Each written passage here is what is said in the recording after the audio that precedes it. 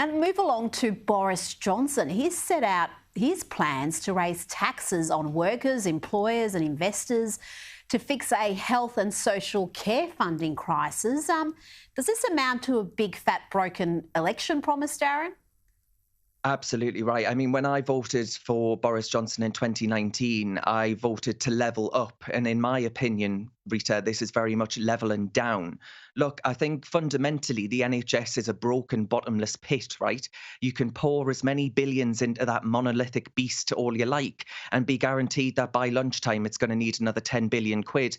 I mean, Boris said in 2002, when the Labour Party were in government here and put in place similar measures, similar tax raising measures, that they were voting through and cheering on. He said they were voting through a regressive tax increase. He criticised them then for being wedded to tax and spend. Well, Rita, I think he could probably do with going down memory lane to listen again to his speeches from 20 years ago, because as you know, many in this country backed a Conservative in our 2019 election for the very first time. They won an 80-seat majority, a massive landslide victory, only to then find that the people in communities like this one that I'm in right now, working class communities that trusted the Conservatives for the very first time often, are about to be clobbered by regressive taxes. Where's the guarantee?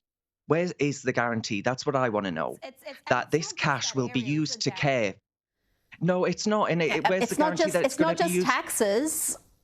Oh, yeah, but it's not just the increasing in taxes. You're seeing that Boris Johnson and the Tories really betrayed their Conservative principles in so many areas. They're bending over backwards trying to appease the global warming mob, for example. But the climate catastrophists are never happy. Here they are hectoring the Chancellor. Let's have a quick look.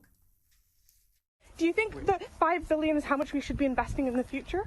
I'm really terrified about my future. Well, actually, we're spending £12 billion. When it comes to roads, we're also investing billions of pounds in rolling out electric charging infrastructure. Do you know the opportunity there is in a green economy for my future? Charging infrastructures anywhere in Europe, actually. Millions of green new jobs for us that could level up the country.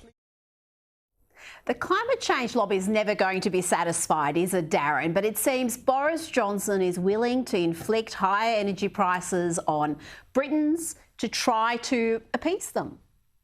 Notice how she says, she talks about my future, she talks about her own future, green economy and my future. What about the future of those in energy-intensive industry? What about the future of those who recognise that this country emits a mere 1% of global CO2 emissions? Why doesn't this woman go and harass Xi Jinping? These nutters would absolutely immiserate us. We'd be living in caves and walking around wearing loincloths, Rita. Even then, right, they'd grumble, as you say, they'd grumble that the natural environment hadn't been sufficiently left alone enough. They would still not be happy, right?